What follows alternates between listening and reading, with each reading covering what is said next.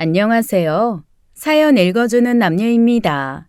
오늘도 와주셔서 감사드리며 그럼 오늘의 사연 바로 시작하겠습니다. 그러니까 뭘 하셨다고? 7년을 사귀면서 한 번도 남자친구의 그런 얼굴을 본 적이 없었습니다. 경멸과 싸늘함이 가득한 얼굴로 저한테 몇 번이고 되물어보는데 입이 딱 달라붙더라고요. 남자친구가 결혼을 앞두고 저희 집에 처음 인사를 온 날이었습니다. 제가 거실을 차지한 큰 화분을 보고 어디서 났냐고 물어본 게 잘못이었을까요? 아, 저거? 에휴, 너 시장통 고등어 알지? 아, 코너에서 생선 파시던 아줌마? 그래, 그 양반이 결국 돈 못 갚고 도망갔잖아. 사채 2천 땡겨 쓰고 이자만 한 300 갚다가. 그거 벌써 20년도 넘은 얘기 아니야? 그러니까 얼마 전에 어떻게 알았는지 찾아왔더라. 원금에 그동안의 이자라고 이자까지 쳐서 돈 들고 그때 저 화분도 사온 거야. 어이구, 우리 엄마 속은 시원하겠네. 잘 돼서 갚았으니 그게 좋지 뭐. 대화는 그게 전부였습니다. 하지만 그 이후부터 남자친구는 묻는 말에 단답형으로 대답만 하더니 부랴부랴 일어나더라고요. 엄마는 바쁜가 보다 하고 넘어가셨지만 저는 뭔가 이상했고 배웅하러 나오자마자 들은 첫 마디가 그거였어요. 그러니까 뭘 하셨냐는 거요. 사실 저희 엄마 젊은 시절에 사채업을 좀 하셨습니다. 워낙 영화나 드라마에서 사채업자가 험하고 무서운 사람들로 많이 보여져서 인식은 안 좋죠. 그런데 저희 엄마가 하신 사채는 좀 달랐어요. 엄마는 원래 시장에서 첨가물상을 하셨습니다. 첨가물이다 보니 주변에 있는 식당에서도 도매로 많이 떼어가기도 하고 소매 손님도 많았거든요. 자연스레 시장통에서 가장 현금 흐름이 좋은 사람이 저희 엄마였어요. 첨가물 가게도 처음에 엄마가 하고 싶어서 하신 게 아니었습니다. 제 나이 5살 때 아빠가 갑자기 돌아가시면서 남겨놓은 거였거든요. 아빠는 또 돌아가신 할머니, 할아버지에게 물려받은 가업이었고요. 그러다 보니 워낙 오래된 거래처가 많았고 다들 아이 키우면서 엄마가 혼자 고군분투하는 게 안타까워 물심양면 도와주실 때였습니다. 감사한 일이죠. 보통 여자 혼자 사업한다고 하면 떼어먹히는 일 참 많았을 텐데 다들 도와주시는 덕에 엄마는 금방 일어날 수 있었어요. 그 덕에 저도 잘 클 수 있었고요. 어쨌건 현금 흐름이 가장 원활하다 보니 주변에서 같이 장사하시던 분이 급하면 저희 엄마한테 돈을 빌리러 오곤 했어요. 지금도 그렇겠지만 은행이나 평범한 금융권에서 돈 빌리기 어려우신 분들이 그 당시에도 꽤 있었거든요. 제 기억에만 해도 담보 잡혀서 일반적으로는 돈을 빌릴 수 없는 상태인 아줌마도 많았습니다. 이리저리 돌려막다가 결국에는 갚지 못해서 소위 신용불량인 사람들도 있었고요. 엄마는 그런 사람들한테 항상 이렇게 말씀하시면서 돈을 빌려주곤 했어요. 고양이도 쥐를 물때 도망갈 구석은 한 번씩 남기고 몬다더라. 왜냐면 진짜 구석에 몰린 쥐가 고양이를 확 물어버리기도 하거든. 사람들 그래도 숨통 트이게 해주면서 어우렁더우렁 같이 사는 거 그게 중요한 거야. 그러면서 엄마는 말은 사채지만 진짜 이자도 별로 안 받고 사람들한테 돈을 빌려줬습니다. 만약에 은행 이자가 3%라면 저희 엄마가 받는 이자는 4%, 5% 정도였어요. 일반 사채처럼 10%, 20%, 연 100% 이런 식으로 받는 건 한 번도 없었습니다. 그러니 자연히 시장 안에 있는 사람들은 돈이 좀 없거나 당장 급전이 필요하면 저희 엄마를 찾았죠. 그 때문에 사실 속 썩은 적도 꽤 많았습니다. 언제나 사람들이 호의를 호의로 받아들여주는 건 아니잖아요. 엄마의 호의를 핑계 삼아 돈을 떼먹고 달아나는 사람도 여럿이고 악용하는 사람도 많았어요. 그때마다 엄마는 얼마나 다급하고 힘들면 그랬겠냐며 항상 이해하고 넘어가곤 하셨습니다. 그러면서 늘 저한테 이렇게 말씀하셨어요. 사람 잃고 돈 얻는 것보다 돈 잃고 사람 얻는 게 나아. 세상 사는 건 그렇더라. 너 세상에서 제일 싸게 먹히는 게 뭔 줄 아니? 돈으로 메꿀 수 있는 거야. 몸으로 안 메꾸고 마음으로 안 메꾸고 돈으로 메꿀 수 있으면 그게 제일 싸게 먹히는 거다. 그렇게 사람들한테 배신당해도 엄마는 꿋꿋하게 그래도 사람이 제일이라는 엄마의 신념을 지키며 사셨습니다. 그 결과 얼마 되지 않아 쫄쫄이 모은 돈으로 작은 상가 건물을 하나 사실 수 있게 됐어요. 그런데 그 상가가 엄마가 산 지 얼마 되지 않아 재개발 지구에 편입이 되었고 그걸 계기로 엄마는 부동산 사업을 하시게 됐습니다. 작은 상가였지만 그 주변이 개발되면서 그게 꼬마 빌딩이 되고 그 꼬마 빌딩을 시작으로 조금씩 월세 받는 건물들을 늘려나갔거든요. 그래서 지금은 사채와 전혀 상관없는 부동산 사업을 하고 계십니다. 당시 남자친구였던 지금의 제 남편도 엄마가 건실한 부동산 사업가라고 생각을 한 거죠. 그런데 인사하러 온 자리에서 갑자기 사채 이야기가 나오니까 당황을 했던 모양이더라고요. 한참을 뾰루퉁하게 있다가 집에 가버리더니 며칠을 잠수 타더라고요. 저는 어이도 없고 속도 상했습니다. 대체 뭐가 문제냐고 계속 묻자 그제야 전화가 오더라고요. 사채잖아. 그게 문제지. 너 사채가 뭔 줄 알아? 세상에서 제일 더럽고 제일 나쁜 사람들이 하는 게 사채야. 마지막 희망까지 산산조각 내는 악마 같은 인간들이 바로 사채업자라고. 그런데 내 장모 될 사람이 그런 사람이라고? 나 이 결혼 못해. 어이가 없었습니다. 솔직히 이딴 놈이랑 결혼해도 그만, 안 해도 그만이기는 했어요. 저도 저희 엄마 폄하하는 속 좁은 놈이랑 살 생각 없었습니다. 그런데 말이랍시고 내뱉은 그 못된 단어들을 바로잡고 싶었어요.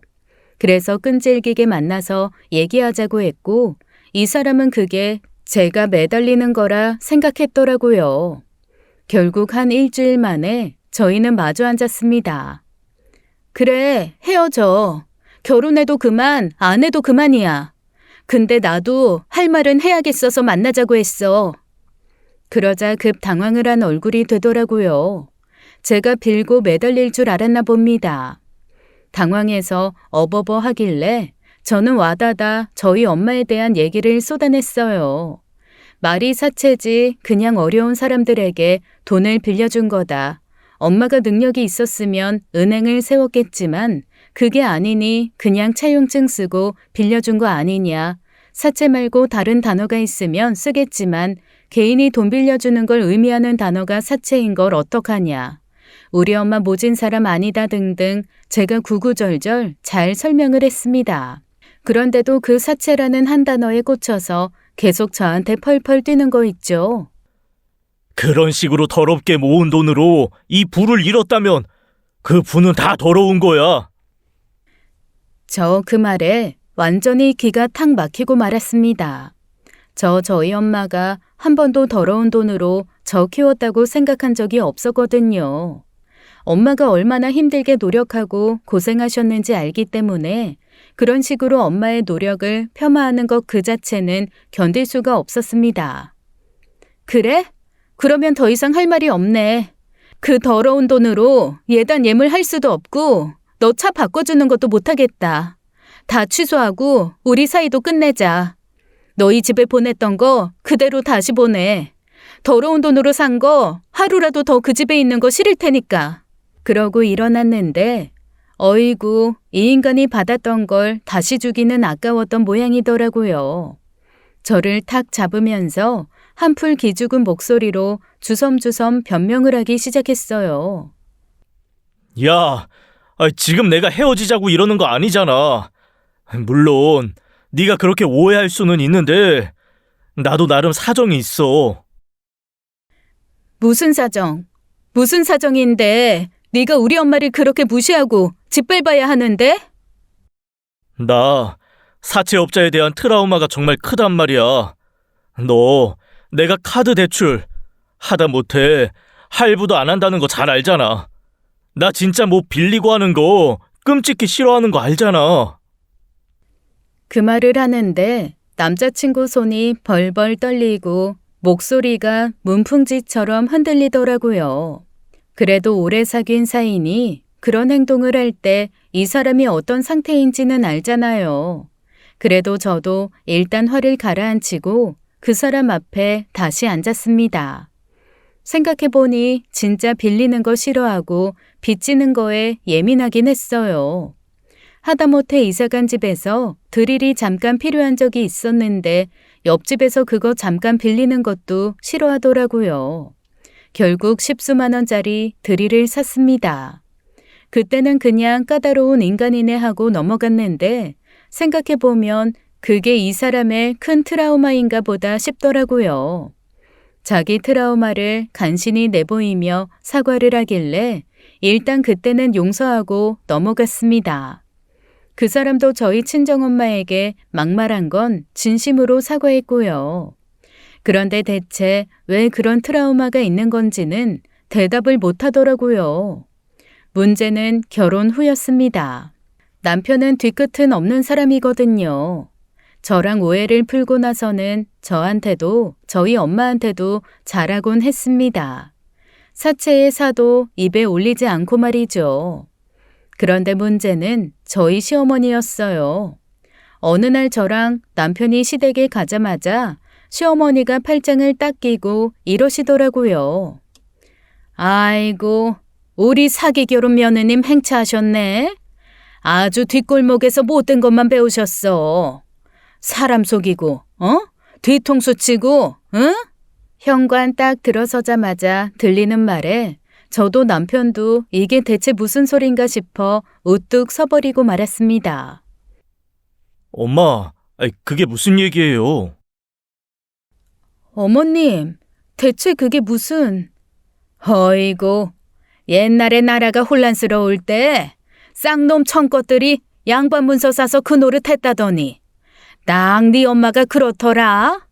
세상에, 어디 사채업자 따위가 돈지랄로 싹 신분 바꿔서 사업가인 척을 해? 내가 진짜 어이가 없어서. 순간 머리가 띵했습니다. 남편 얼굴을 딱 봤는데 저보다 더 당황한 얼굴이더라고요. 이 사람이 말한 게 아닌 건 확실해 보였습니다. 제가 아무 말도 못하고 서 있자 시어머니는 아주 입에 모터라도 단 듯 와다다 쏟아내기 시작했어요. 내가 진짜 어이가 없고 분해서 야, 이거 사기 결혼이야. 내가 사채업자랑 사돈을 왜 맺니? 진짜 물건이래야 물러달라고나 하지. 어휴, 너 이거 내가 손해배상 청구해도 할 말 없는 거라고. 예단 예물 그 깎고 몇 푼 하는 거 받고 너 같은 거 며느리로 받을 일이 아니었어. 아니 너희 엄마도 참 양심도 없다. 자기가 그딴 신분이면 딸 시집 보내면서 아파트에 자동차에 파리바리 해보내며 굽신거려도 모자랄 판에. 어이구, 아주 사돈이 아니라 사기꾼이야. 순간 눈앞이 하얘지더라고요. 제가 왜 양손에 고기며 과일 들고 서서 이 말을 들어야 하는지도 모르겠고 이게 대체 무슨 상황인지 알 수 없었습니다. 저보다 먼저 정신 차린 남편이 당황하며 자기 엄마를 조용히 시키기는 했어요. 그리고 그날 저는 마치 쫓겨나오듯 남편의 손에 이끌려 후닥후닥 시댁을 나왔습니다. 사람이 황망하고 당황스러우니까 눈물도 안 나오더라고요. 남편이 더 당황해서 이런저런 말을 주섬주섬 늘어놓았습니다. 일단 좀 진정하고 집에 먼저 가 있어. 진짜. 우리 엄마 원래 급발진하는 거 알잖아. 내가 들어가서 무슨 일인지 좀 알아보고 올게. 나 진짜로 아무 말도 안 했거든.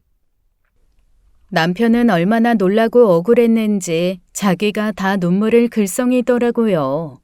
일단 알겠다고 하고 저는 집으로 왔습니다. 두 끼를 굶었는데도 입맛도 없고 누웠는데 잠도 안 와서 수면제를 먹고 잤어요. 다음 날 아침에 일어났더니 남편이 걱정스러운 얼굴로 저를 보고 있더라고요. 집에 와서 저를 깨웠는데 제가 못 일어나더래요. 수면제 보고 너무 놀랐다며 남편은 자초지종을 설명해 주었습니다. 남편과 결혼 전 엄마에게 돈 갚았다는 아줌마 있잖아요. 생선가게 하시는 분이어서 엄마가 고등어라고 불렀던 그 아줌마 말입니다. 그 아주머니는 10수년 만에 돈을 갚는 바람에 저와 남편 결혼도 망칠 뻔하시더니 휴, 이번에도 그 아줌마가 발단이었어요. 엄마랑 유난히 친했던 그 아줌마는 돈을 갚고 난 이후 아마 엄마에게 자주 연락을 했던 모양입니다. 저희 엄마 원래부터 사람 좋아하고 오는 사람 안 막는 분이거든요. 밥 먹자 하면 나가서 밥 먹고 놀자 하면 나가서 같이 놀고 그러셨던 모양이에요. 그러다가 두 분이서 좀 멀리 근교로 나들이를 갔는데 거기서 시어머니를 만난 거죠. 시어머니가 눈썰미가 좋거든요.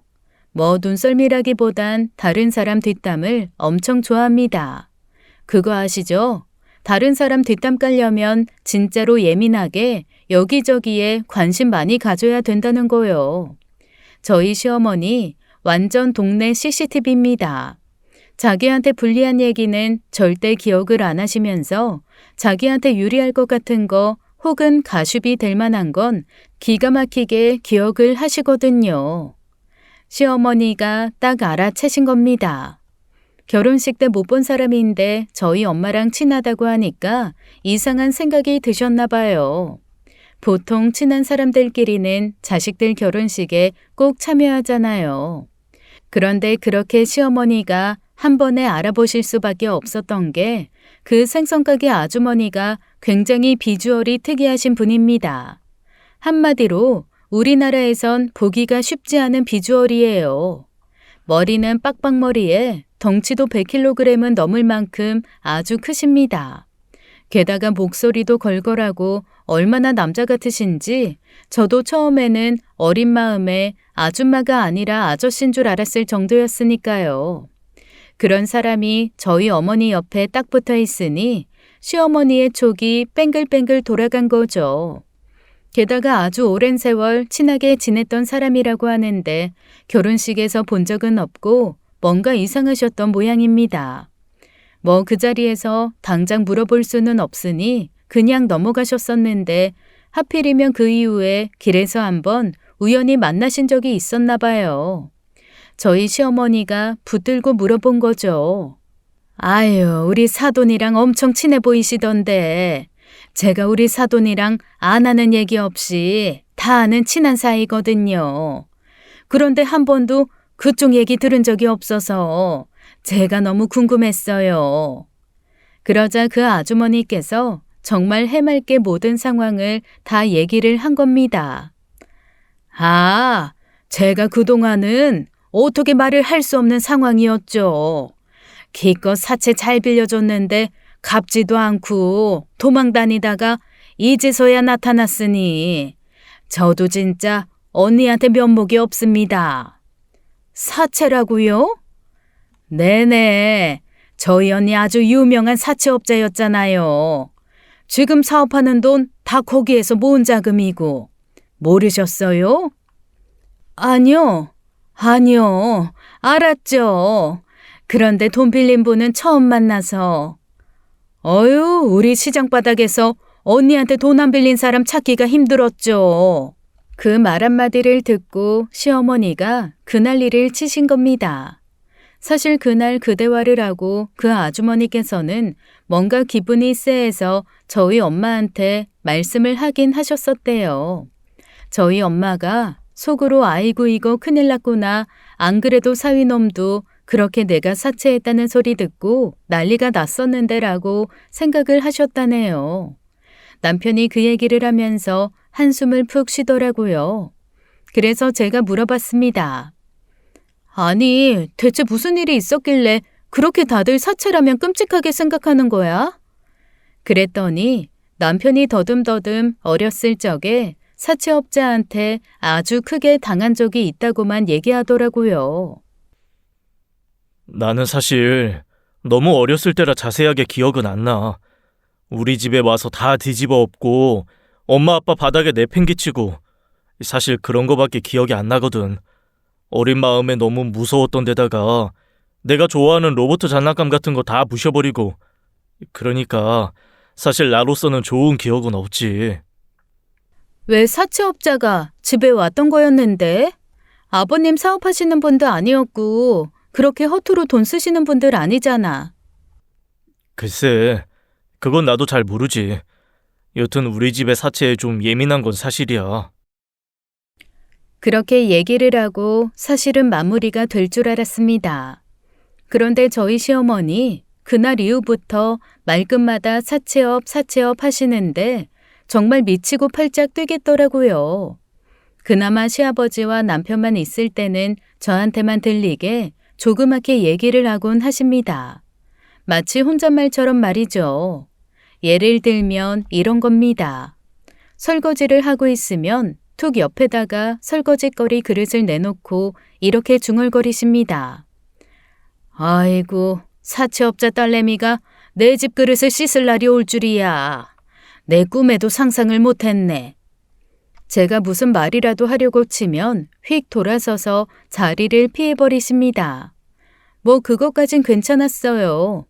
그냥 제가 귀 한번 씻자 하고 못 들은 척하면 되는 거였으니까요. 문제는 명절 때 친척들이 모여서 시어머니를 시아버지도 제어하지 못하는 상황이 됐을 때였어요. 친척들이 다 듣는 앞에서 제가 과일이라도 깎아서 내올라치면 이렇게 말씀을 하시는 거예요. 예, 사채업은 칼도 잘 다루니? 하긴 남들 밟고 그러려면 칼도 좀 다루고 그래야지. 네가 아주 과일 깎는 거 보면 어렸을 때부터 칼 많이 잡아본 티가 난다. 그러면 당연히 다들 이게 뭔 소리인가 하잖아요. 어리둥절한 친척들한테 이렇게 말합니다. 아, 얘가 글쎄 사채업자 딸이잖아요. 사실 제가 정말 볼 때마다 속에서 천불이 솟습니다. 근데 어쩌겠어요. 결혼은 했지 속은 건 억울하지만 다 제가 그냥 안고 가야 하는 업보죠. 그러면 친척들이 당황하기 시작합니다. 시아버지도 얼굴이 울그락 푸르락 하시고요. 하지만 시어머니는 그때마다 모르쇠로 하시더라고요. 오히려 더 민망해진 친척들이 사채업자라고 해서 다 나쁜 건 아니다라며 뭔가 주섬주섬 제 변명을 해줍니다. 그러면 시어머니 사람 좋은 척 이렇게 말씀하세요. 아이 뭐 우리 사돈이 나쁜 사람이라는 게 아니죠. 그런데 원래 기본적으로 남의 돈으로 자기 돈 불리는 사채업자들 인성들이 일단은 썩은 거잖아요. 아니 어떻게 남의 어려운 사정을 가지고 자기 돈 벌 생각을 해? 일단 기본적으로 난 그런 사람들은 좋은 사람 없다고 봐요. 다 지옥 가야지 뭐. 남의 슬픔이 지 돈 버는 수단 되는 것들 아주 인격들이 다 썩은 것들이야. 예, 오해하지 마라. 사돈한테 하는 얘기는 아니다. 그 마지막 한마디로 저로서는 훨씬 얄밉고 원망스러운 얘기였습니다. 한마디로 욕할 거 다 해놓고 농담이었어 하는 거랑 다를 바가 하나도 없잖아요. 그렇게 몇 번 제 속을 있는 대로 뒤집어 엎고 나서 결국 그 모든 걸 끝낸 건 저희 시아버지였습니다. 왜냐하면 그날은 유난히 저희 어머님의 도가 좀 지나쳤거든요. 친척분 중 하나가 사채업을 하는 사람보다는 그 사채를 쓰는 사람이 더 문제라고 얘기하신 게 화근이었습니다. 시어머니가 갑자기 발끈하시면서 정말 자기가 어쩔 수 없어서 쓰는 거지 않냐고 화를 버럭버럭 내시더라고요. 그러면서 아예 돈 빌려주는 사람이 없으면 빌려서 쓰는 사람도 없는 거라는 이상한 논리를 펴시는 거예요. 뭐 친척분들도 대체 이게 뭔 소린가 싶으셨겠죠. 굉장히 어색한 분위기로 친척들이 돌아간 처음으로 시아버지가 시어머니에게 큰 소리로 버럭 화를 내셨습니다. 당신 이제 그만 좀 작작하지 못해? 시어머니가 움찔하시더라고요. 아니, 내가 뭘 어쨌다고 그래요?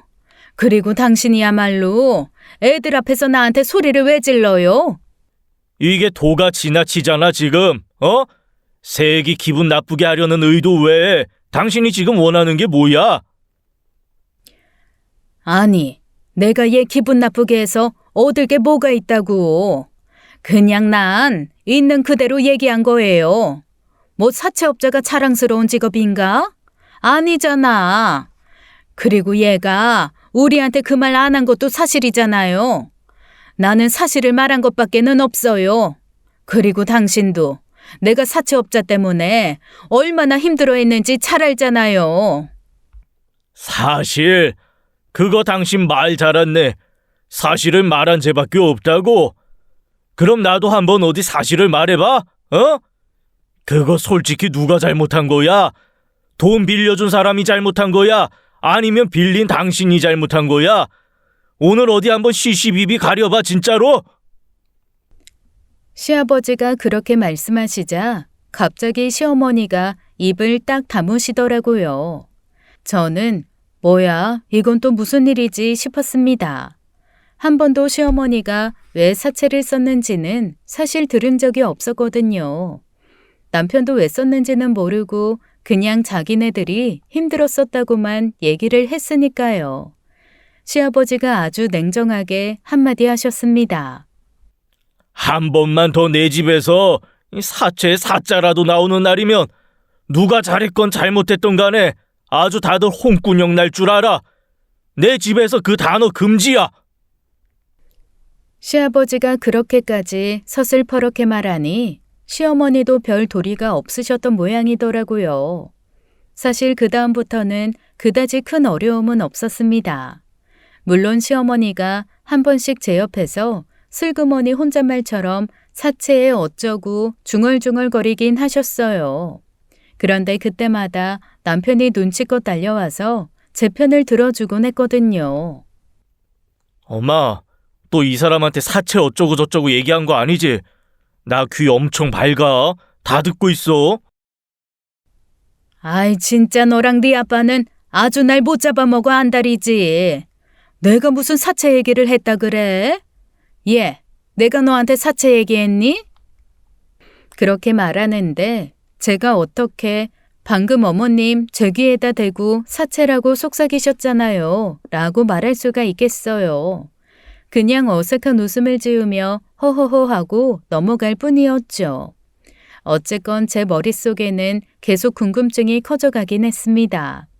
대체 남편도 제대로 기억은 못하지만 그렇게까지 끔찍한 트라우마로 남아있는 사채에 대한 얘기가 뭔지 말이죠. 어쨌거나 시아버지와 남편이 너무 서슬퍼렇게 뭐라고 하니 시어머니는 그 이후에 더 이상 저한테 대놓고 말씀하지 않으셨어요. 하지만 계속 은근히 제 마음을 불편하게 하는 건 계속되었습니다. 저는 그때마다 친정엄마한테 반은 장난으로 반은 투덜거림으로 시어머니가 이런 식으로 절 긁는다고 투덜거리는 얘기를 몇 번 전하긴 했죠. 그때마다 엄마는 어이없어 하면서도 저한테 한편으론 미안해 하셨어요. 어쨌거나 엄마는 먹고 살려고 한 일이었는데 그게 뒤늦게 제 발목을 잡은 것 같다고 미안하다는 말씀이죠. 하지만 저는 그때마다 엄마한테 엄마 잘못 아니다. 나는 그냥 시어머니가 이런 얘기 하는 거다라고 엄마를 달래곤 했습니다. 하여간 네 시엄마도 참 별난 사람이야. 어이구, 받을 건 다 받고 싶어 하고 격 떨어지는 건 또 싫어하고. 하여간 엄마, 나 이런 얘기하는 거 엄마 슬프라고 속상하라고 하는 얘기 아니야. 그냥 웃자고 하는 거야. 이런 사람도 있다 하고. 진짜 속이 밴댕이 소갈딱지야. 그래, 그래도 너무 힘들면 말해. 내가 그 놓친내 아주 홍군형을 한번 내줄 테니까. 아이고, 엄마가 무슨. 그냥 넘겨. 응대할 가치도 없어. 엄마랑 저는 그렇게 시어머니가 도발하는 걸 웃으면서 넘기곤 했습니다. 물론 한 번씩 속은 뒤집어졌지만 시간이 지나니 그냥 어디서 또 개가 짖나 보다 하게 되더라고요. 그러던 어느 날이었어요. 저희 엄마 사실 핸드폰이랑 별로 안 친하신 분이라 문자를 해도 되는 걸 꼭 전화를 하시거든요.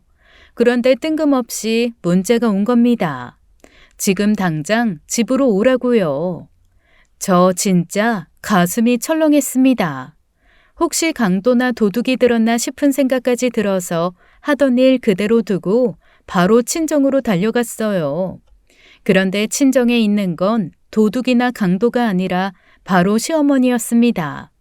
시어머니는 제가 부랴부랴 친정으로 들어가자 깜짝 놀라면서 벌떡 일어나시더라고요. 아니, 네가 어떻게 여기를? 어머님은 저희 집에 갑자기 웬일이세요? 아니 뭐 사돈 어른 뵈러 오는데 내가 너한테 허락받아야 하니? 사돈이 부르셨어요? 아니요. 예, 갑자기 말도 없이 웬일이니? 아, 그냥 집에 설탕이 떨어졌는데 한 봉지 사봐야 다 먹지도 못하고 엄마한테 그냥 반 봉지만 좀 얻어가려고 했지. 너무 당황한 나머지 저는 말도 안 되는 변명을 내뱉으며 어물거렸고 시어머니는 꽁지 빠지게 나가버리셨습니다. 그럼 사돈 부탁 좀 드려요. 그 말을 마지막으로 불이 나게 자리를 뜬 시어머니를 보며 저는 멍하게 서 있었어요. 엄마, 대체 이게 무슨 일이야? 아이고, 참 세상 오래 살고 볼 일이다. 야, 네 시엄마가 나한테 돈 좀 빌려달랜다. 뭐? 돈을 빌려달라고? 저는 너무 놀라서 붕어처럼 입만 뻐끔거렸습니다. 엄마가 말해준 건 이걸 대체 믿어야 하나 말아야 하나 싶은 것이었어요. 저희 시어머니한테는 3살 차이 오빠가 한 분 있습니다. 저한테는 시외삼촌이 되시겠죠. 그분이 사실 몸이 별로 안 좋으시고 이식수술도 몇 번 받으셔서 좀 시름시름하긴 하세요. 저희 결혼할 때도 몸이 편찮으셔서 참석을 하네 못하네 결혼 날짜를 그분 참석하실 수 있는 걸로 바꿔야 하네 말아야 하네 이런저런 얘기가 많았어요. 나중에 시아버지가 아니 무슨 시외삼촌 아프다고 결혼 날짜를 바꾸냐고 한마디 하셔서 그냥 저희가 무사히 결혼을 할 수 있었죠. 어쨌건 저희 시어머니한테는 굉장히 애틋하고 소중한 오빠분입니다. 최근 들어 더 건강이 안 좋아지셨나 보더라고요. 큰 수술을 해야 하는데 그 수술비가 너무 모자라다고 했답니다. 대체 얼마나 모자라냐고 하니 1억 정도가 부족하다고 했대요. 아니, 엄마, 대체 무슨 수술을 하는데 1억이나 들어? 그리고 우리나라에서 아주 희귀한 병 아닌 다음에야 어지간하면 보험으로 다 되는 거 아니야?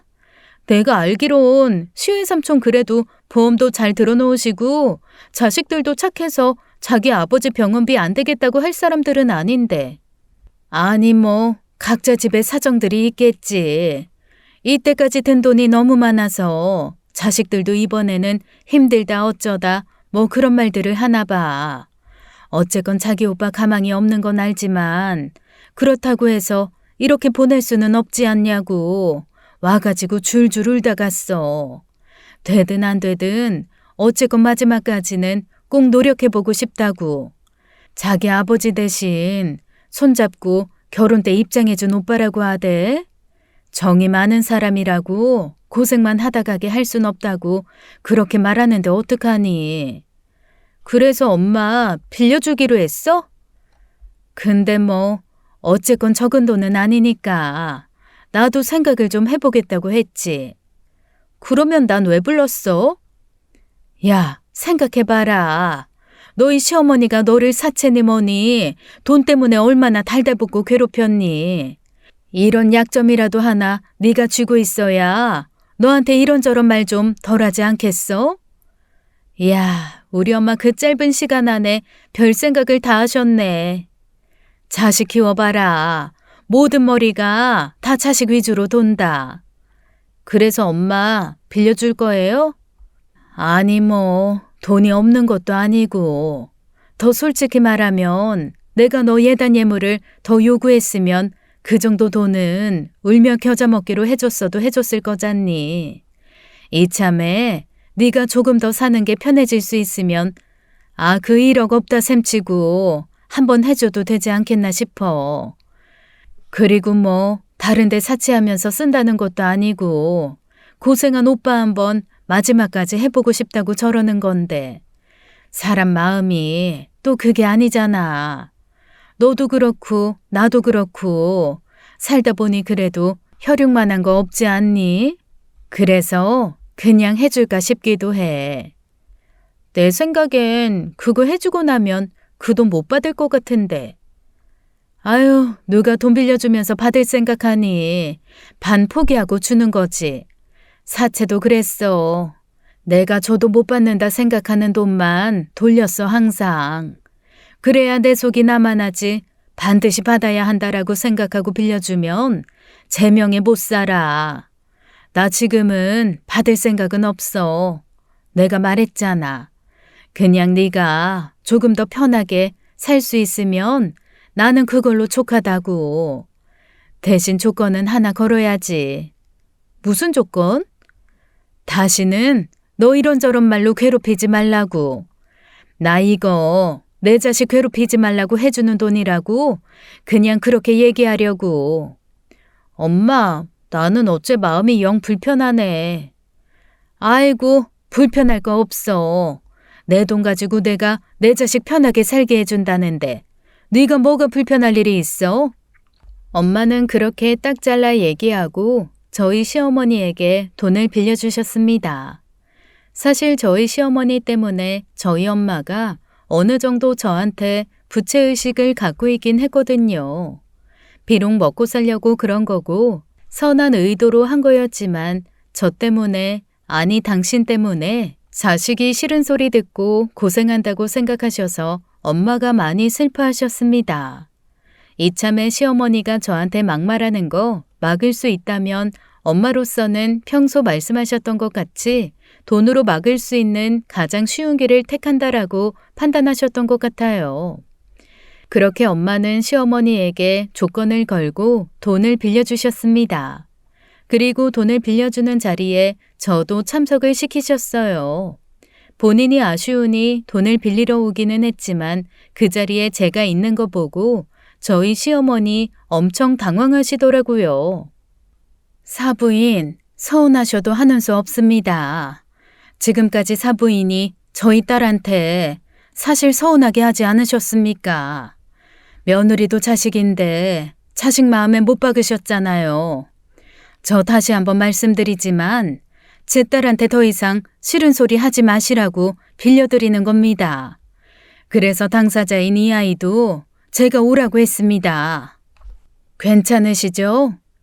그러자 저희 시어머니 몹시 떨떠름한 얼굴로 고개를 끄덕이시더라고요. 저한테 약점 잡히는 게 죽기보다 싫으셨을 텐데 돈 1억이 뭔지 다 수긍하면서 받아들이시는 걸 보고 참 저도 어이가 없었습니다. 시어머니는 저희 엄마한테 돈을 받고는 저한테 이렇게 말씀하셨어요. 네도 사정을 들어서 알겠지만 내가 다른 것도 아니고 우리 오빠 살려보겠다고 나도 자존심 굽힌 거야. 그러니까 네 남편이랑 네 아버지한테는 아무 말도 하지 말아다오. 내 마지막 자존심이다. 그 정도는 너도 좀 해줄 수 있지? 그렇게 얘기하는데 제가 굳이 아니요 어머님, 저는 이때까지 어머님이 괴롭히신 거 생각하면 다 말하고 다녀도 속이 시원하지 않아요. 라고 할 순 없잖아요. 그래서 그냥 비밀 지켜드리겠다고 시외 삼촌이 얼른 하루빨리 좋아지셨으면 좋겠다라고 얘기를 했죠. 그날 이후 시어머니는 유달리 외출이 잦아지셨습니다. 뭔가 좀 이상하더라고요. 저희 시어머니 사실 집 밖으로 그렇게 많이 나가시는 분이 아니었거든요. 그런데 처음에는 시외 삼촌 병원 들락거린다고 하셨는데 이상했습니다. 제가 알기로는 시외 삼촌 같은 경우 거의 중환자실에 많이 계시기 때문에 간병인이 가족이라도 그렇게 자주 갈 수 없는 상황인 거 알고 있거든요.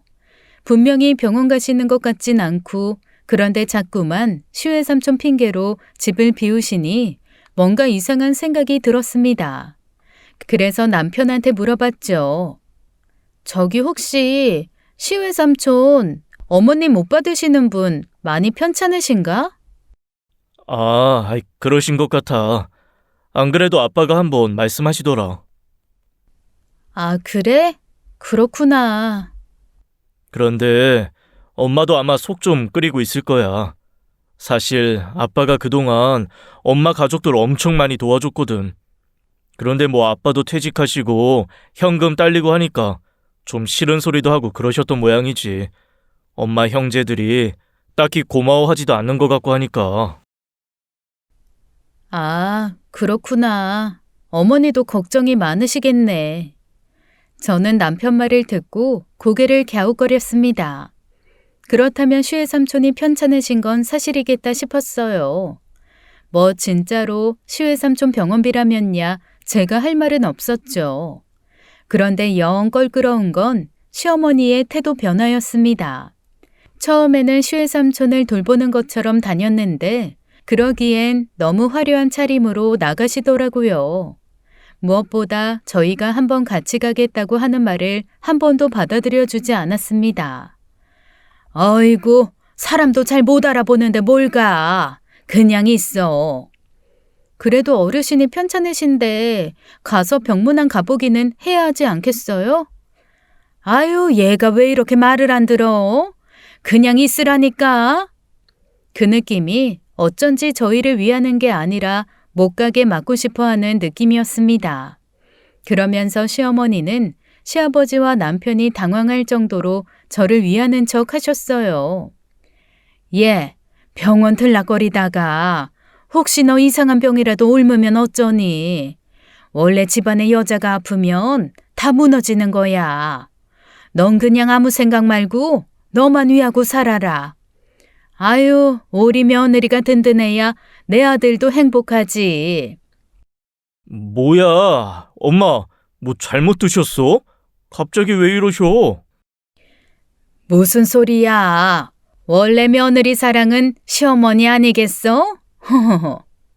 마치 거대한 연극판에 들어와 있는 것처럼 어색했습니다. 그 외에도 평생 안 하던 반찬을 만들어 주신다던가 우리 며느리 사랑한다는 문자를 날리곤 하시는데 솔직히 미치겠더라고요. 그리고 날이 갈수록 시어머니가 집을 비우는 일이 점점 더 많아지면서 시아버지도 뭔가 이상하다 생각하시는 듯 했습니다. 영 느낌이 이상했어요. 엄마한테 빌린 돈으로 그냥 흥청망청 놀러 다니는 느낌이랄까요? 그걸 저한테 들킬 수 없으니 이런저런 좋은 말 번지르르하게 하면서 제 입을 막고 말이죠. 사실 엄마한테 그런 고민을 말한 적이 있습니다. 엄마, 아무래도 엄마 사기당한 것 같아. 시외삼촌한테 그 돈 들어간 것 같지가 않다고. 뭔 상관이야. 원래 빌릴 때는 오만 핑계 다 대면서 말하게 돼 있어. 그래도 그 돈 때문에 너 편해졌잖아. 내 목적은 그거였으니까 난 괜찮다. 아니 엄마, 그게 그렇게 쉬운 말이 아니지. 돈이 1억인데. 엄마 입장에선 내 자식 인생 편해지는데 1억이면 싼 거야. 됐어, 신경 쓰지 마. 엄마는 딱 잘라 신경 쓰지 말라고 하셨지만 저는 아니었어요. 왜냐하면 시어머니가 드디어 외박까지 하기 시작하셨거든요. 한동안 그것 때문에 시댁이 좀 시끄럽기는 했습니다. 시부모님이 싸우신다는 말도 들렸고 시아버지가 며칠 가출하셨다는 말까지 들려왔어요. 그때마다 남편은 한숨을 쉬면서도 그냥 모른 척하고 싶어 하더라고요. 아니, 애도 아니고 게다가 부모님 싸움을 내가 언제까지 말려. 하긴 남편 말도 맞는 말이기는 하죠. 다만 저는 시어머니가 좀 이해가 되지 않았습니다. 그동안 몇 번 저희 엄마한테도 말은 했어요. 시어머니에게 빌려준 돈 받으라고요. 그런데 엄마는 일단 두고 보자고만 하셨습니다. 뭐 저도 제 일 아니고 시어머니가 제 속 긁는 것도 예전 같지 않아서 그냥 스리슬쩍 넘어가기도 했고요. 사건은 그로부터 한 1년 반쯤 지났을 때 생겼습니다. 사실 그전에도 뭔가 이상한 일은 있었어요. 저희가 추석 때는 각자 제사도 지내고 하는데 특이하게 신정 때 온 식구가 다 모입니다. 온 식구라 함은 아버님 쪽 형제자매의 모든 직계자손들이 저희 시댁으로 모이는 거예요. 아버님이 장남이기도 하고 자금력이 아주 없으신 분은 아니라 말에 힘도 좀 있습니다. 다른 때는 다 멋대로 해도 되고 제사 참여 안 해도 되는데 이거 하나만큼은 살아생전 했으면 좋겠다고 하신 게 있어요. 바로 신정 때 온 식구가 모여 밥 한 끼 하는 겁니다. 친척이면 뭐해? 남보다 못하게 몇 년씩 어디서 어떻게 사는지 누가 어떻게 생겼는지 알지도 못하는데 너희도 1년에 한 번 이렇게라도 안 보면 어디 길 가다가 부딪혀도 내 식구인지 알겠냐? 다 살아생전에 다른 건 안 챙겨도 되는데 무조건 새해 첫날 점심은 다 같이 모여 먹어. 하늘이 무너져도 이건 해라. 다른 건 다 너그러운 분이 그거 하나 강력하게 요구하니 식구들이 거부할 생각을 못 하더라고요. 그래서 1년에 한 번 진짜 거의 50명에 가까운 사람들이 집에 모여 빼곡하게 점심을 먹습니다. 그런데 그때 사촌 형님이 저한테 슬그머니 이상한 말을 하시더라고요. 저기 요즘 서방님 괜찮으셔? 네? 왜요? 아니, 회사가 많이 안 좋아서 개인 돈으로 자사주 사서 유지하고 그런다며. 세상에 얼마나 힘들어. 네? 저희 그이 회사가요? 응? 아니야? 아니 그래서 어머님이 아들 힘 보태주신다고 주식 2천만 원어치는 사줘야 한다고 그러셨다는데. 아니요. 저는 처음 듣는 얘긴데요. 그리고 상식적으로 자사주는 거의 회사 임원진들이 책임 통감하면서 매입하지 일반 직원들까지 의무적으로 그러진 않죠. 저 사람 회사가 그렇게 자사주 살 정도로 큰 회사도 아니고요. 중소기업 작은 회사가 무슨. 그렇지? 하긴 나도 이상하다고 생각은 했어. 그 얘기 어디서 들으셨는데요? 나야 뭐 우리 어머니한테 들었지. 돈 빌려갔다고 하시더라고. 사실 우리도 이번에 전세 옮기면서 큰 돈이 필요해서 대출한 개는 있고 어머님 쌈짓돈 좀 잠시 쓰고 드리겠다고 빌리러 갔었거든. 그런데 어머님이 곤란해하시면서 누구 빌려줬다 하더라고. 아유, 근데 자기도 우리 남편 성질 알지? 어디 또 보이스피싱 당한 거 아니냐고 난리. 그러다 알게 됐지 뭐. 그이가 서방님한테 전화해서 한 소리 한다는 거 내가 간신히 말렸어. 아, 그래요? 저는 몰랐어요. 그래, 오히려 아내한테는 알리고 싶지 않을 수도 있지.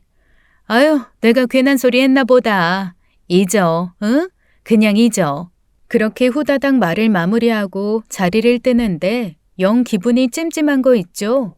형님은 저한테 괜한 말을 했다 싶었는지 예전 같으면 과일도 먹고 남은 것도 싸가는 사람인데 훅 일어나서 가버렸고요.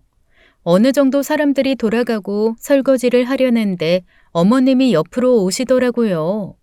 저희 엄마한테 돈 빌린 이후 유독 친절해지신 어머님이 아니나 다를까 저한테 들어가서 쉬라는 거예요. 예, 그냥 두고 가서 쉬어라. 내가 해도 된다.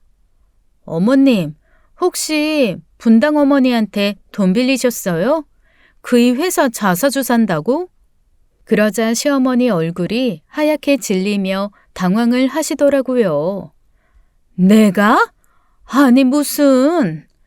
셋째 형님이 그러시던데요. 어머님이 분당 어머님한테 돈 빌리셨다고. 2천만 원. 그런데 저 사람 회사 사정이 나빠져서 주식 사줘야 한다고 그러셨다면서요. 그게 무슨 말이에요? 예, 그게 아니고. 아유, 진짜 주책 맞은 늙은이. 내가 바로 갚겠다고 했는데 그걸 나발을 불었네. 어휴. 아니 내가 개를 하는데 그 갯돈이 좀 비어서 잠깐 채워 넣었어야 했거든. 개주가 너무 급한 일이 있어서 좀 뺏었었는데 다음 캣돈 탈 사람이 오주 까다로운 양반이어야지. 여튼 여차저차해서 내가 좀 메꾸고 해결하고 다시 돌려받아서 갚았어. 아유, 별소리를 다 했네 진짜. 아니 그러면 그냥 그렇다고 말씀을 하시지 왜 저 사람을 이상하고 무능력한 사람으로 만드세요. 어머님 이러시는 거 저 좀 싫어요. 그래 내가 잘못했다. 미안해. 너 네 아버지랑 아범한테는 아무 말도 말아라. 응? 시어머니가 하도 비밀 지켜달라고 하시는 바람에 저는 그때는 입을 다물었습니다. 하지만 석연찮은 건 여전했어요. 이후로도 계속 시어머니가 잘 자란 돈 문제를 일으키시는 것 같은 풍문이 들려왔거든요. 그때마다 남편은 어머님 아버님 일은 거기서 해결할 문제라고 선을 그었습니다. 본인도 뭐 신경 쓰기 귀찮았겠죠. 그리고 신경 쓸 겨를이 없기도 했습니다. 하필 그쯤 남편이 교통사고로 그만 다리를 다치고 말았거든요. 음주 뺑소니여서 금전적인 보상은 충분히 받을 수 있었지만 문제는 일이었습니다. 그나마 남편이 하는 일이 거의 컴퓨터로만 하는 거고 외근이나 몸 쓰는 게 아니어서 다행이었죠. 대신 일반 컴퓨터가 아닌 신티크라는 큰 화면이 필요한 일입니다. 한마디로 전자칠판처럼 생긴 스케치북이라고 생각하면 되는데 회사에 있는 것을 가져올 순 없잖아요. 마침 자기가 예전에 쓰던 게 있다고 본가에 가서 가져오겠다고 하더라고요. 그거 꽤 무겁지 않아? 당신 그 다리를 하고 어떻게 들게. 택시 잠깐 앞에 세워두고 구루마 같은 거에 싣고 와서 도와달라고 하지 뭐. 아니 그러니까 구루마건 뭐던 간에 거기에 어떻게 실냐고. 두 손으로 들어야 하는데 지금 두 발이 다 성치 않아서 휠체어에 앉아 있으면서. 그러지 말고 조금만 기다려. 내가 오늘 오전 반차 내고 내가 갖다 줄게. 그럴래? 아이, 미안해. 아빠라도 계셨으면 좀 부탁했을 텐데 아빠 오늘부터 2박 3일 집 비우신대. 어디 가셨어? 친구들이랑 낚시 여행 가셨나 봐. 엄마도 그래서 동창들이랑 뭐 경주인지 진주인지 여튼 여행 간다 하시더라고. 아, 두 분 다 안 계시는구나. 그러면 그냥 얼른 가서 가져오는 게 낫겠네. 당신 프로젝트 마감 얼마 안 남았잖아. 아니 나도 비번은 모르고 여기 잠깐만. 찍고 들어가는 비상 카드키 있으니까 가지고 가. 남편은 저한테 가지고 있던 시댁 카드키를 주고 방 어디에 물건이 있는지 상세히 가르쳐 주었습니다. 어차피 시부모님이 모두 안 계시니 얼른 다녀와야겠다 싶어 부지런히 출발을 했죠. 차를 대고 시댁으로 올라가 카드키를 댔습니다. 문을 열고 들어간 순간 저는 잠시 멈추어서 멍하게 서 있었어요. 순간 제가 다른 집에 들어간 건가 싶어 문을 열고 잠시 밖으로 나와 집 호수도 확인을 다시 했죠. 현관에 신발이 정말 가득했습니다. 그것도 3분의 2는 남자 신발이었어요. 그리고 안쪽 거실이 아주 시끌시끌했습니다. 저는 불안한 마음에 일단 핸드폰 카메라를 켜서 동영상 작동을 누르고 조심조심 안으로 들어갔어요. 그 짧은 몇십 초 안 되는 시간 동안 제 머릿속에서는 대하소설 한 권이 스쳐 지나갔습니다. 경찰을 미리 불렀어야 하나, 강도떼가 들었나 오만 생각을 다하며 딱 거실에 도착한 순간 어이가 없었습니다. 저희 시어머니가 양쪽 귀 뒤에 10,000원짜리를 꽂고 막 고스톱을 내리치며 아주 힘차게 외치시더라고요. 고돌이! 아싸 투고! 어머니! 저는 저도 모르게 정말 큰 소리로 어머니를 불렀습니다. 누가 봐도 평범한 동네 친목 고스톱판은 아니었어요. 초췌한 남자들 뒤에는 10,000원짜리 50,000원짜리가 그득 쌓여 있었고 한쪽에는 개수기를 놓고 돈 세는 아줌마도 있더라고요. 이건 누가 봐도 본격적인 도박판이었습니다. 제가 버럭 소리를 지르자 시어머니는 귀신 본 듯 놀라 고스톱판 위로 넘어졌어요. 다른 사람들도 우왕좌왕하며 돈을 끌어모으고 다들 도망가느라 아주 난리판이 벌어졌죠. 정말 썰물처럼 사람들이 빠져나간 후 시어머니는 오히려 저한테 버럭 화를 냈습니다. 아니, 너는 대체 왜 말도 없이 온 거니? 그래서 지금 어머님이 잘하신 거예요? 아니다. 그래, 내가 잠깐 좀 미쳤었나 봐. 예, 너 이번 일까지만 비밀 좀... 아니요, 저 이번에는 그냥 못 넘어가요. 저 영상도 찍었고 이거 남편이랑 아버님이랑 다 말할 거예요. 야, 우리 집 풍비박산 나는 거 네가 결국 보려고 그래? 그러면서 시어머니는 제 손에서 핸드폰을 뺏기 위해 달려들었습니다. 저는 시어머니를 피하며 계속 녹음이라도 되라고 핸드폰을 켜둔 상태였죠. 그때였습니다. 제 눈앞이 번쩍하면서 저는 그대로 기절을 했어요. 그리고 일어났을 때는 이틀 정도 지난 후 병원이었죠. 눈물 범벅인 남편과 시아버지 그리고 저희 엄마가 서 있다가 제가 눈을 뜨자 대성통곡을 하더라고요. 제가 이틀이나 정신을 잃고 있었다는 사실에 저는 깜짝 놀랐습니다. 그러면 병원에는 어떻게? 아이고, 네가 차고 있던 그 스마트워치인가 뭔가. 그게 자동으로 119에 신고를 했어. 자초지종은 이랬습니다. 시어머니가 저한테서 핸드폰을 뺏으려고 손에 화병을 들고 휘두르다 제가 머리를 맞은 거예요. 쓰러지면서 소파 손잡이에 부딪혔고 그렇게 기절을 한 겁니다. 놀란 시어머니가 어쩔 줄 몰라 하다가 일단 제 손에 있는 핸드폰을 들고 도망간 거죠. 제 손목에 있는 스마트워치가 제가 갑자기 움직임을 멈추고 핸드폰과 거리가 멀어지니 비상 상황이라고 판단 119의 위치와 함께 신고를 한 겁니다. 열린 대문으로 구급대원들이 들어와 저를 병원에 옮기고 남편에게 연락을 했죠. 놀랍게도 저는 임신 중이기도 했습니다. 너무 초기라서 저도 몰랐던 사실이었어요. 대체 무슨 일이냐고 묻는 남편과 시부, 저희 엄마에게 저는 일단 시어머니 행방을 물었습니다. 안 그래도 조금 아까까지 여기 있다가 갔어. 그 사람도 여행 갔다가 부랴부랴 와서 지금 정신이 없다. 어이가 없었습니다. 아무 말 없이 저는 클라우드에 저장된 영상을 보여줬어요. 핸드폰은 시어머니가 가져갔는지 버렸는지 간 곳을 모르겠지만 제가 찍은 사진과 영상은 바로바로 인터넷에 올라가게 해두었거든요. 그 영상을 보고 시아버지는 그 자리에 털썩 주저앉으셨어요. 그리고 깜짝 놀랄 말을 하시더라고요. 이 미친 여편네. 젊은 시절에도 도박에 미쳐서 사채까지 쓰고 집 다 날려먹을 뻔하더니 아직도 이 버릇을 못 고친 거야? 엄마가 도박에 사채요? 그게 무슨 말씀이세요? 넌 어릴 때라 자세히 기억 못하겠지만 네 엄마 진짜 도박에 미쳐 돌아서 사채 엄청 썼었다.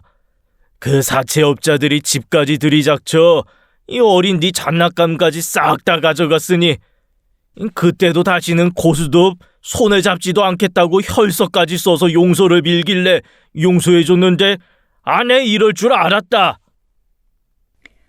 아버님의 말을 듣고 남편은 세상 잃은 얼굴이 되었습니다. 평생의 트라우마가 자기 엄마 때문에 생겼다는 사실에 처음에는 믿을 수 없다고 계속 부정하더라고요. 한참을 옆에서 가만히 듣고 있던 저희 엄마가 조심스레 물었습니다. 제가 지금 자식 눕혀놓고 할 말은 아니지만 한 가지 묻겠습니다. 혹시 자기 오빠 아프다고 한 것도 뻥입니까? 네. 그걸 사부인이 어떻게 아십니까? 안 그래도 제가 몇 년째 병원비 계속 보내고 있습니다. 어이구, 지 오빠 팔아서 도박질했구만. 엄마 말에 시아버지 얼굴이 하얗게 질리는 게 보였습니다. 엄마는 다 포기했다는 듯 시아버지에게 돈 빌려준 얘기를 하셨어요. 남편도 시아버지도 그 자리에 다리가 풀려 털썩 주저앉더라고요. 저 안 참습니다. 돈도 다 받을 거고 우리 애 이렇게 때리고 도망친 거? 이거 살인미수예요. 그리고 뱃속 손주까지 잃을 뻔했는데 저 안 참습니다. 엄마는 눈물까지 흘리면서 덜덜 떨리는 목소리로 단호하게 말씀하셨습니다. 남편이 무릎을 꿇고 엄마에게 자기라도 용서 빈다며 자기도 시어머니 용서가 안 된다 하더라고요. 한동안 말없이 가만히 앉아 계시던 시아버지는 저랑 눈도 못 마주친 채 손만 잡고 토닥이다 병실을 나가셨습니다. 저는 아이의 안정을 위해 며칠 더 입원하기로 했고 남편은 그날부터 한시도 자리를 비우지 않고 제 옆을 지켰어요. 일주일 정도 지났나 남편이 시원섭섭한 목소리로 그러더라고요. 우리 아버지 진짜 화났구나. 왜? 엄마 이혼 소송하고 불법 도박으로 신고도 했대. 그리고 친척들한테 다 차용증 가져오라고 해서 고소고발하셨다네. 세상에, 단단히 마음먹으셨구나. 그런데 참 세상은 아이러니합니다. 저는 제 생에 시어머니가 다시는 제 앞에 나타나지 못할 거라 생각했어요. 벼룩도 낯짝이 있지. 그렇게 절 때리고 도망가 놓고 어딜 나타나요. 그런데 나타나더라고요. 그것도 뻔뻔하게 뻔지르르 옷 차려입고 사과 한 봉지 들고 병원으로 말입니다. 하필 남편과 엄마를 밥 먹고 오라고 제가 내보내고 혼자 있는데 불쑥 제 앞에 나타나서 얼마나 놀랐는지요. 예, 네가 나 좀 도와줘야겠다. 뭐라고요? 지금 저한테 하시는 말이에요? 아니, 지금 내가 너 때린 것까지 뒤집었으면 나 감옥 가. 그거 그냥 네가 어지러워서 쓰러졌다고 선처한다고만 해줘. 그리고 혹시 한 100만 원 있니? 내가 지금 이게 대체 사람이 하는 소린가 싶어 혈압이 빡 오를 그때 병실 커튼이 뜯어질 듯 열렸습니다. 그리고 남편과 엄마가 나타났죠. 시어머니는 얼굴이 하얘진 채 어버버 하더라고요. 어이구, 범죄자가 현장에 나타나는 것도 아니고 아주 요리조리 피해 다니더니 딱 여기 계십니다, 그려? 저기 그게 내가 지금 이혼당하고 억울하게 이것저것 뒤집어 쓰게 생겨서 아니, 얘가 말만 좀 잘해줘도 영상이 다 있는데 뭘 뒤집었어? 진짜 보자 하니까? 저 경찰에 신고할 거예요. 당장 나가요. 예, 나 네 엄마야. 네가 어떻게 나한테? 나 엄마 없어요. 그러니까 내 아내랑 내 아이한테 더 이상 못된 짓 하지 말고 나가라고요. 시어머니는 그 와중에도 억울한 얼굴을 하고 슬금슬금 병실을 나갔습니다. 그리고 그때 저희 엄마가 딱 불러 세우더라고요. 사돈, 사채이자 무서운 거 알죠? 저 제대로 이자까지 쳐서 받을 거니까 한 푼도 떼먹을 생각하지 말고 갚아요. 그리고는 잡상인 내보내듯 병실 밖으로 밀어내버렸습니다.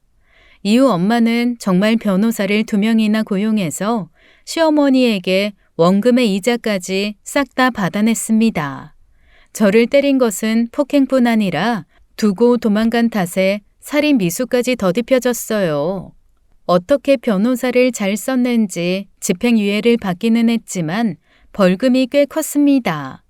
게다가 부채 역시 엄마뿐 아니라 개인적으로 빌려줬던 사람들 싹 모아서 힘합쳐 덤비니 엄청났고요.